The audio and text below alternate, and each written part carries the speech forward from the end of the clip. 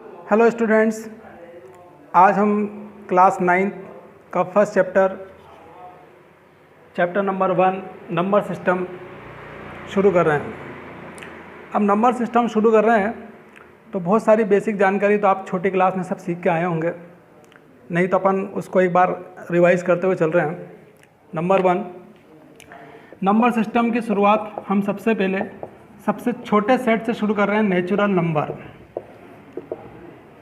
Natural number जो start होते हैं 1 से, 2, 3, 4, 5, 6, 7, 8 और डैश कहाँ तक जाते हैं? इन्फिनिटी तक।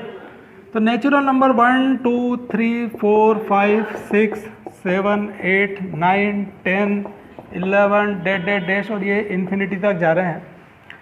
अब इस नेचुरल नंबर में जो सबसे छोटा नंबर है वो है 1, मतलब नेचुरल नंबर का सबसे छोटा smallest natural number this is 1। अगर आपसे कोई पूछ ले यहाँ पे स्मॉलेस्ट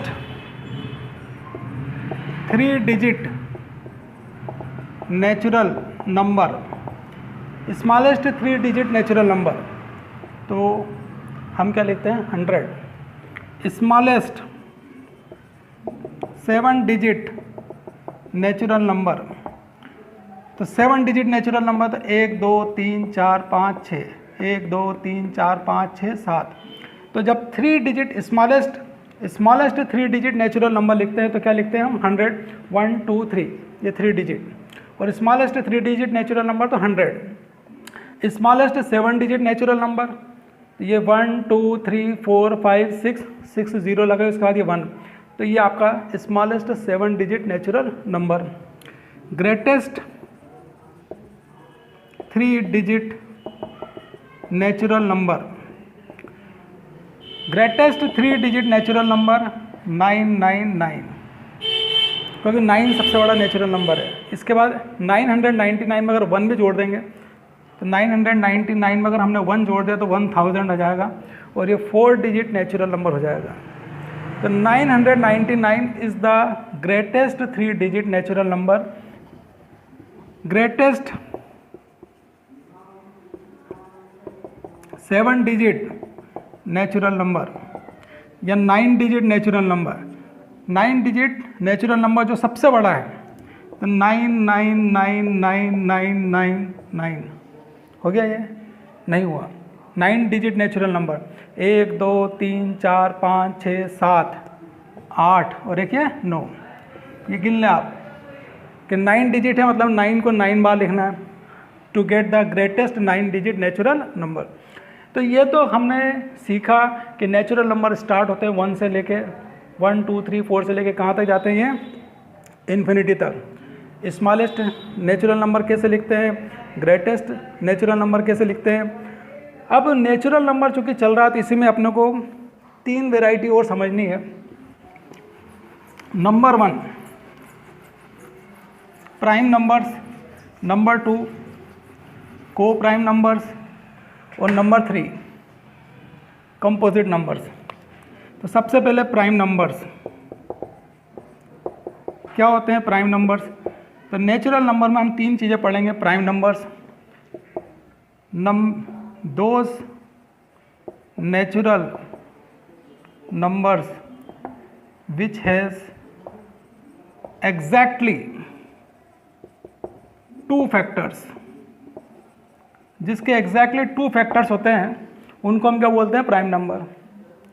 ठीक, तो अब ये जो 2 है, तो ये जो 2 है ये 1 से भी डिविजिबल है और 2 से भी डिविजिबल है, तो 2 इज़ ए प्राइम नंबर।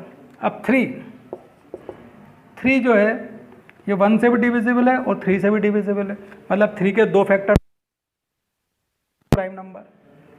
ठीक, अब 5 जो है ये 1 से डिविजिबल है और 5 से डिविजिबल है, तो जिनके एग्जैक्टली 2 फैक्टर्स होते हैं उनको हम क्या बोलते हैं? Prime numbers. और कंपोजिट नंबर्स, नेक्स्ट नंबर पे मैं आ रहा हूँ। Composite numbers, those natural numbers which has more than 2 factors, ठीक। तो ऐसे नंबर जिनके 2 से ज़्यादा फैक्टर्स होते हैं, ऐसे नेचुरल नंबर या ऐसे नंबर जिनके 2 से ज़्यादा फैक्टर्स होंगे उनको हम क्या बोलेंगे? Composite number. तो ये 2 प्राइम नंबर है, 3 प्राइम नंबर है। 2 के 2 फैक्टर्स है 1 और 2, 3 के 2 फैक्टर्स है 1 और 3, मतलब 3 एक तो 1 से डिविजिबल है और एक 3 से। 5 1 से डिविजिबल है, 5 से डिविजिबल है। ऐसे देखो आप 11 1 से डिविजिबल है, 11 से डिविजिबल है। ऐसे देखो आप 7 1 से डिविजिबल है, 7। तो वो नंबर प्राइम नंबर होते हैं जो एक तो 1 से डिविजिबल होते हैं। All the prime numbers have 1 as one of its factor. सभी प्राइम नंबर एक तो 1 से डिविजिबल होता है और एक इटसेल्फ मतलब खुद से डिविजिबल होता है। जैसे 5 1 से डिविजिबल है और खुद से भी डिविजिबल है, मतलब 5 से भी डिविजिबल है। तो ऐसे नंबर जिनके एग्जैक्टली 2 फैक्टर्स होते हैं they are called prime numbers. तो ये मैंने कुछ प्राइम नंबर के एग्जाम्पल लिखे। अब composite number, those natural numbers which has more than 2 factors. ऐसे नंबर जिनके 2 से ज़्यादा फैक्टर होते हैं उनको हम क्या बोलेंगे? Composite number. अब जैसे ये देखिए आप 4 1 से डिविजिबल है, 2 से डिविजिबल है, 4 से डिविजिबल है। 4 1 से डिविजिबल है, 2 से भी डिविजिबल है, 4 से भी डिविजिबल है। तो इसके 2 से ज़्यादा फैक्टर हो गए तो 4 इज़ अ कंपोजिट नंबर। इसी प्रकार से आप देखें 6 1 से डिविजिबल है, 2 से डिविजिबल है, 3 से डिविजिबल है और 6 से डिविजिबल है। तो ये जो 6 है इसके 2 से ज़्यादा फैक्टर हो गए तो therefore it is also a composite number.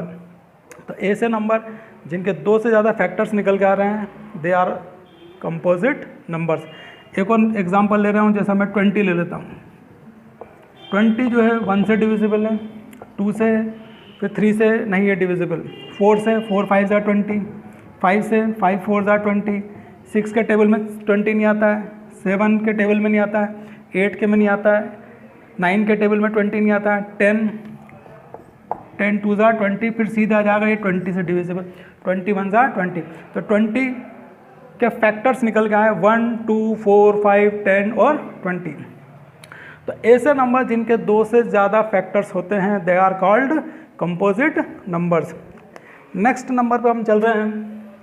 तो प्राइम नंबर समझ में आ गया होगा सबको, जिनके एग्जैक्टली 2 फैक्टर्स होते हैं। कंपोजिट नंबर जिनके 2 से ज़्यादा फैक्टर्स होते हैं।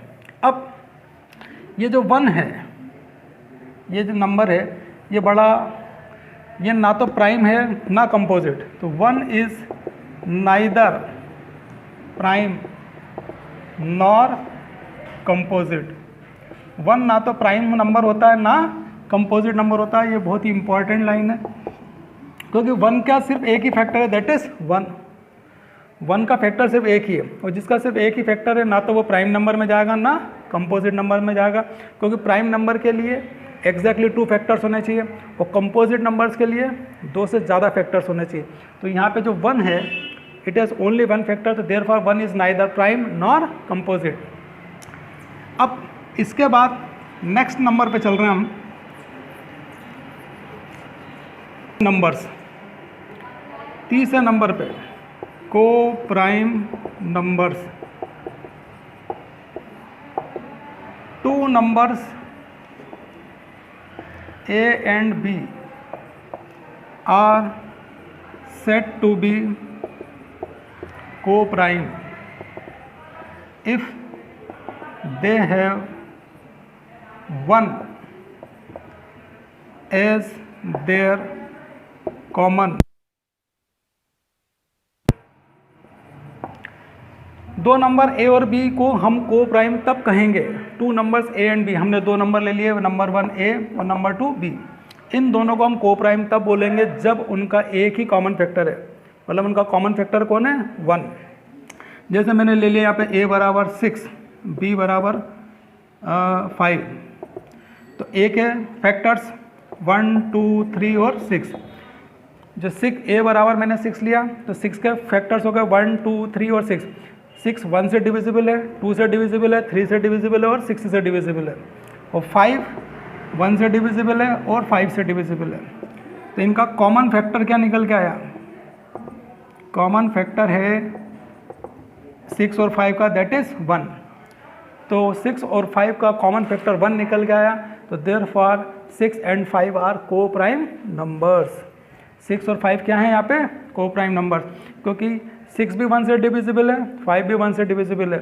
इस 1 के अलावा कोई भी कॉमन फैक्टर यहाँ पर नहीं है, तो 6 और 5 का सिर्फ एक ही कॉमन फैक्टर निकल गया 1।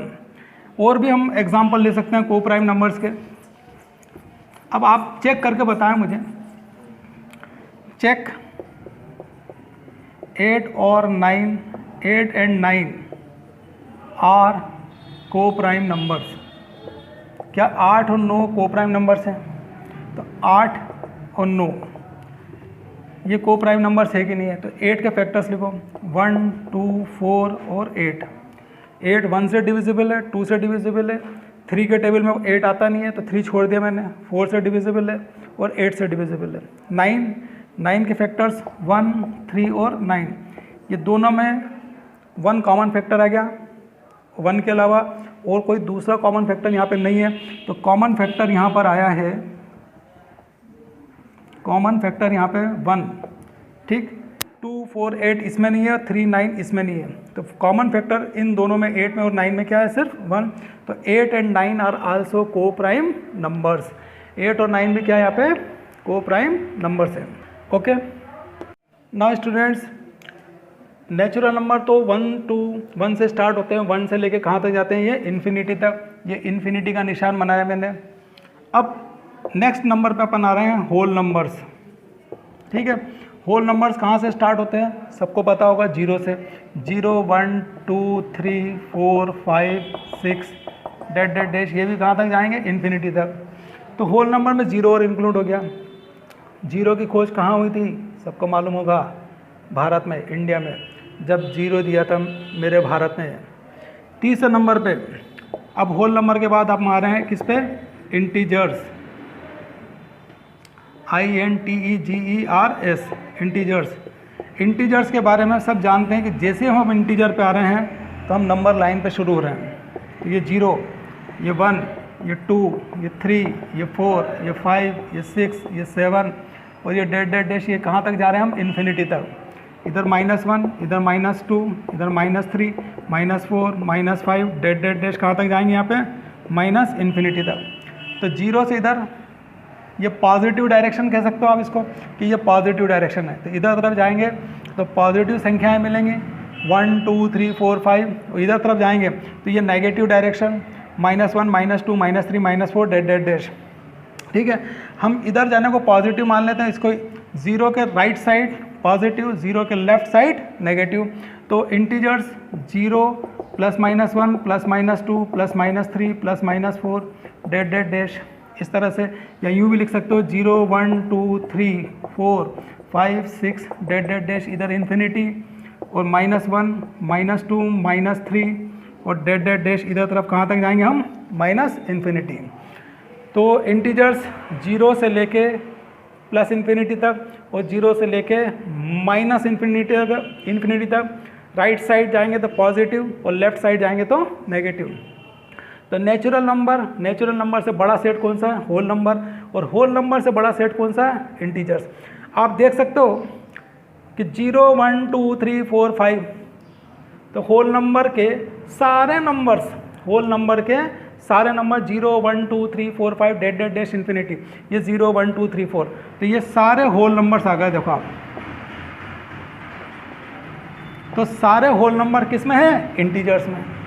अब यहाँ से देखो आप 1 से 1, 2, 3, 4, 5 डैट डैट डैश इन्फिनिटी तक, तो ये सारे नेचुरल नंबर्स, तो सारे नेचुरल नंबर भी किस में आ गए? इंटीजर्स में।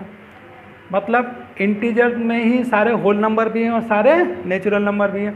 इस इंटीजर में 0 से लेके इन्फिनिटी जाओगे तो सारे होल नंबर आ गए, और 1 से लेके इन्फिनिटी तक के सारे नेचुरल नंबर्स भी आ गए। Means integer is a bigger set than whole number and natural number, ठीक। अब इसके बाद हम नेक्स्ट लेवल पे जा रहे हैं, दैट इज रेशनल नंबर।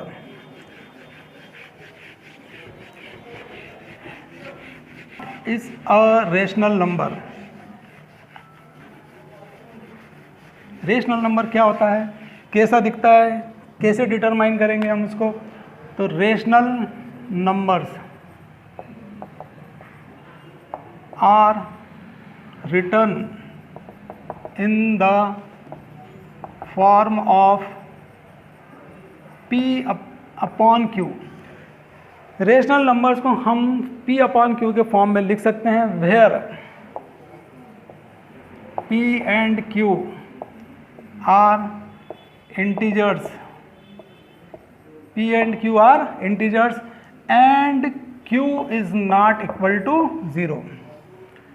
तो रेशनल नंबर्स जो हमारा नेक्स्ट टॉपिक है, फोर्थ नंबर, नेचुरल नंबर, फिर होल नंबर, फिर इंटीजर्स, उसके बाद उससे भी बड़ा सेट आ रहा है, दैट इज नेचुरल नंबर।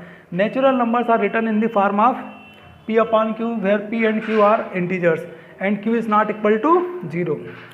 तो रेशनल नंबर को हम P अपॉन Q के फॉर्म में लिखेंगे। एग्जाम्पल दे रहा हूँ मैं, जैसे 7 अपॉन 11, ये 7 इंटीजर 11 इंटीजर, माइनस 26 अपॉन 13, ठीक, ये भी integer, minus 26 negative integer, 13 positive integer.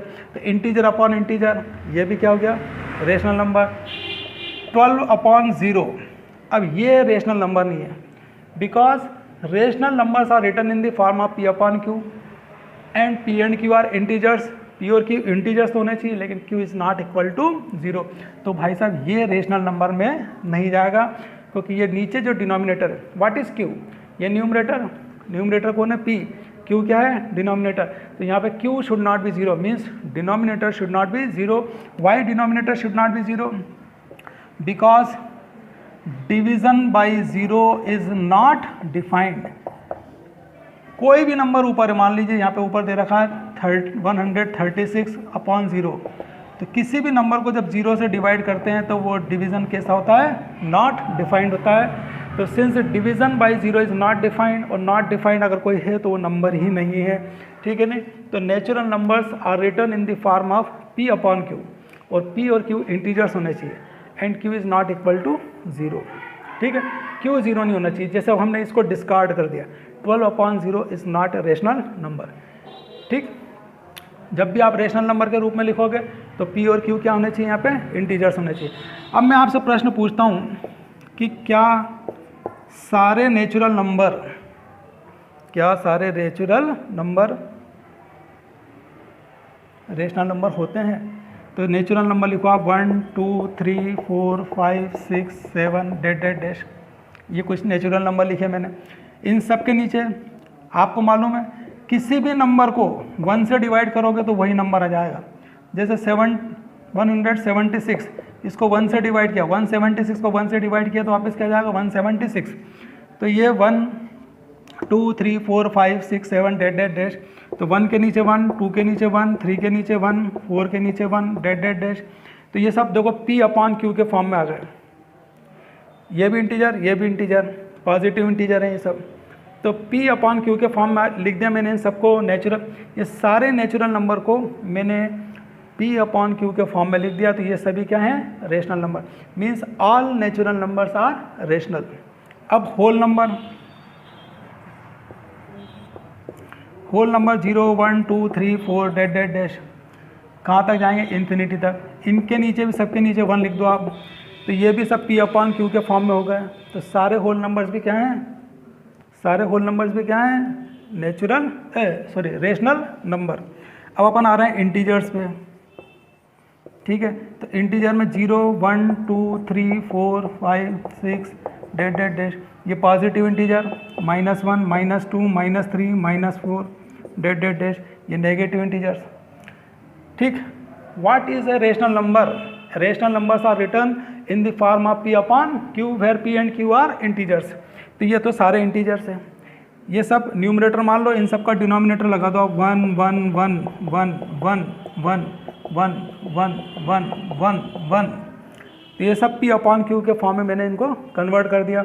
Means ये सारे इंटीजर्स भी क्या हैं, रेशनल नंबर्स है। क्यों? क्योंकि मैंने इनको किस फॉर्म में लिख दिया, P अपॉन Q के फॉर्म में। ये -4 अपॉन 1, -3 अपॉन 1, ये इंटीजर, ठीक है। तो ये सब P अपॉन Q के फॉर्म में लिख दिए मैंने। तो ये सारे इंटीजर्स भी क्या हैं, रेशनल नंबर्स। तो all natural numbers, all whole numbers and all integers are actually rational numbers. ये सभी रेशनल नंबर्स में आ जाएंगे, ठीक है। अब थोड़ा सा अपन नंबर लाइन पे देखते हैं हम।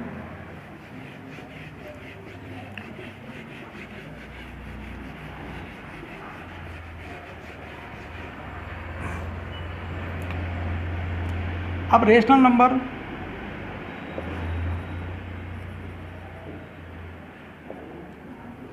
के बारे में एक चीज़ और बता दूं मैं, इम्पॉर्टेंट पॉइंट में, if when P upon Q are in simplest form are written in simplest form, जब P अपॉन Q को सिंपलेस्ट फॉर्म मतलब सबसे छोटे रूप में लिखेंगे, then P and Q are coprime numbers. P और Q क्या होंगे? को प्राइम नंबर्स। ठीक है कि नहीं? अब रेशनल नंबर्स को अगर P को Q से डिवाइड किया, जब P को when P is divided by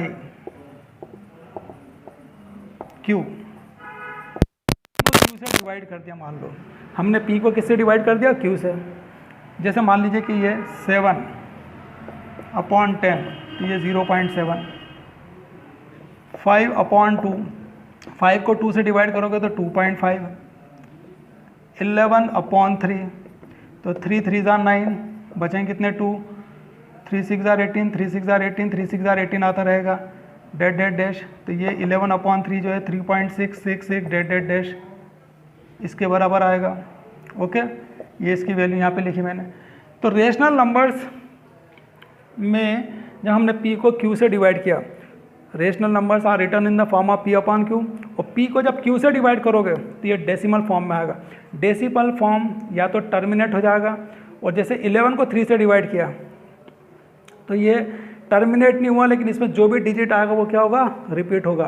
तो एक और डेफिनेशन रेशनल नंबर की, rational numbers are either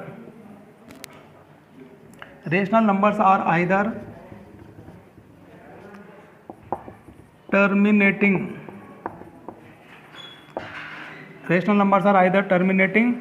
decimal expansion or non-terminating but repeating और रिकरिंग। रेशनल नंबर्स या तो टर्मिनेट हो जाएंगे, तो डेसिमल एक्सपेंशन के रूप में जब लिखेंगे तो rational numbers are either terminating decimal expansion, और अगर टर्मिनेट नहीं हुए तो नॉन टर्मिनेटिंग बट रिपीटिंग को ही दूसरे शब्द में बोलते हैं रिकरिंग डेसिमल एक्सपेंशन। तो रेशनल नंबर्स या तो टर्मिनेटिंग के रूप में होते हैं या नॉन टर्मिनेटिंग के रूप में होते हैं। ठीक, और अगर नॉन टर्मिनेटिंग है तो उसमें कोई ना कोई डिजिट रिपीट होगा, डिजिट या डिजिट्स उसमें रिपीट होंगे जब उसको P को हम Q से डिवाइड करेंगे। Okay, so students, rational numbers जो है वो P अपॉन Q के फॉर्म में होते हैं। P and Q are integers and Q is not equal to 0। लेकिन जब हम इस P को Q से डिवाइड करेंगे तो या तो टर्मिनेटिंग डेसिमल एक्सपेंशन आएगा या नॉन टर्मिनेटिंग डेसिमल एक्सपेंशन आएगा। जैसे देखिए आप, 17 को मैंने 2 से डिवाइड किया, तो ये 17 को 2 से डिवाइड किया तो 2 8 16, बचा 1 पॉइंट लगा के यहाँ पे 0 उतारा, 2 5 10, तो ये 8.5, यहाँ पे रिमाइंडर कुछ नहीं बचा, ये टर्मिनेटिंग डेसिमल एक्सपेंशन है। 17 को 2 से डिवाइड किया तो 8.5 आया। ऐसे और एग्जांपल ले लेना आप, जैसे 13.796, 143.92, तो ये सब जो है डेसिमल एक्सपेंशन ऐसे हैं जो टर्मिनेट हो रहे हैं, मतलब इसमें डिवाइड करने, P को Q से डिवाइड करने के बाद रिमाइंडर 0 आया, आंसर ये आया और ये टर्मिनेट हो गया। ठीक, नॉन टर्मिनेटिंग का मैं एक एग्जांपल ले रहा हूँ जिसमें कभी भी रिमाइंडर 0 नहीं आएगा, non terminating but repeating decimal expansion. जैसे एक एग्जांपल ये मैंने यहाँ पे 11/3, ये 11 को मैंने 3 से डिवाइड किया, तो 3 3 जार 9, 11 में से 9 जाएंगे कितने बचेंगे 2, ठीक।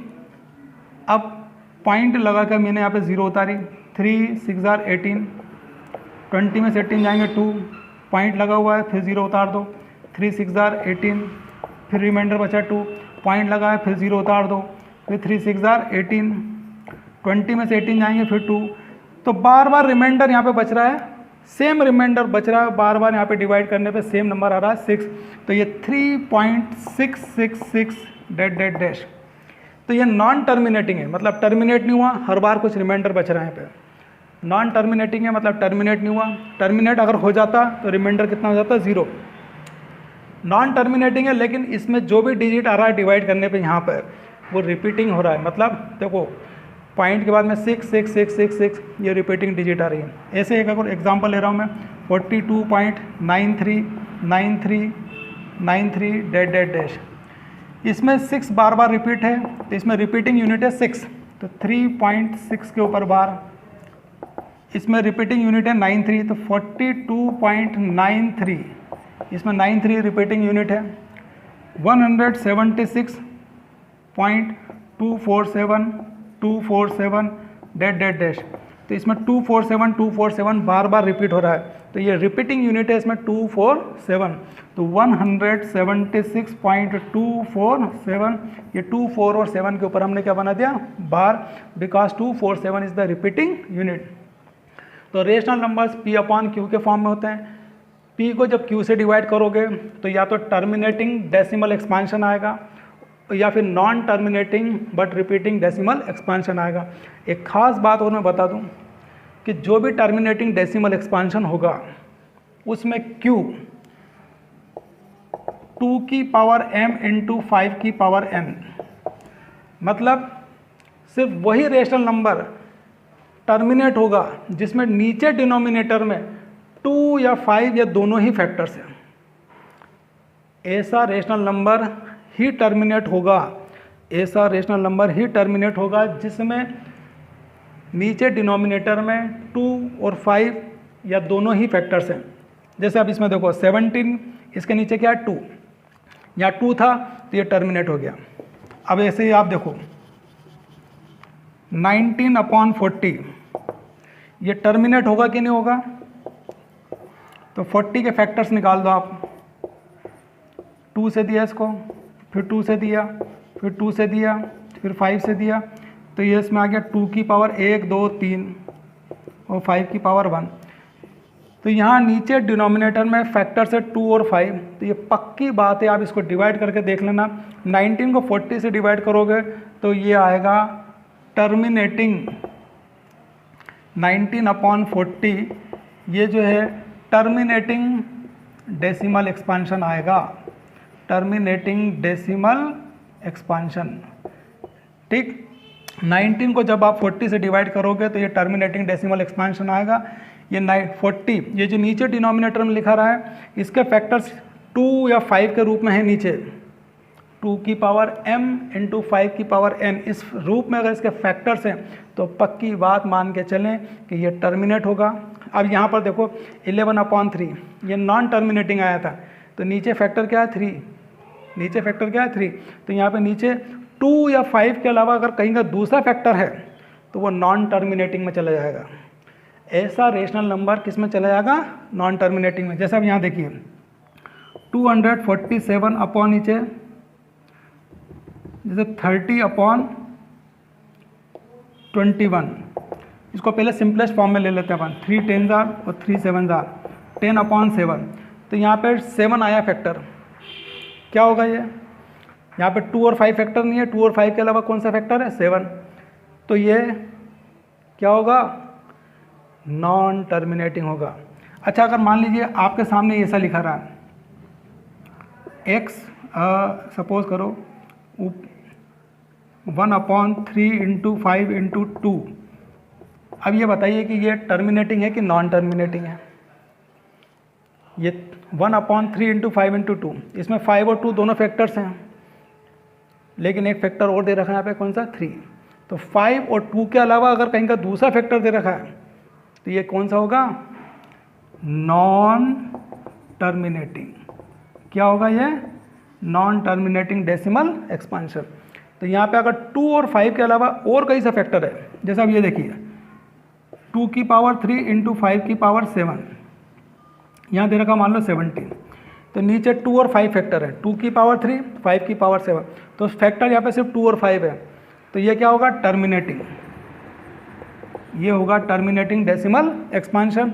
लेकिन अगर यहाँ पर 2 की पावर 3 इंटू 5 की पावर 7 इंटू यहाँ पर कर दिया मैंने मान लो 13, तो ये 2 और 5 के अलावा अगर और कहीं का फैक्टर है तो फिर ये हो जाएगा क्या? Non terminating. तो 2 5 के अलावा अगर कहीं का दूसरा फैक्टर और है तो फिर ये चला जाएगा non terminating but repeating decimal expansion में। ठीक।